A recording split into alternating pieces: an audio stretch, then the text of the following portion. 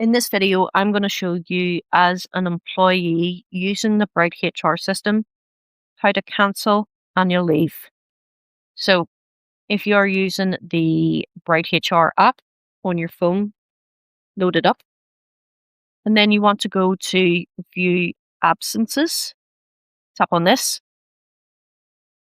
Now what you want to do is tap on the option here where it says see all. And you want to go to the annual leave that you're wanting to cancel. So say, for example, I go to this one. All I would have to do is tap on this bin icon in the top right. And it says, are you sure you want to delete this record? This cannot be undone. And you would tap yes. And that would send a request to cancel your annual leave to your manager or admin department.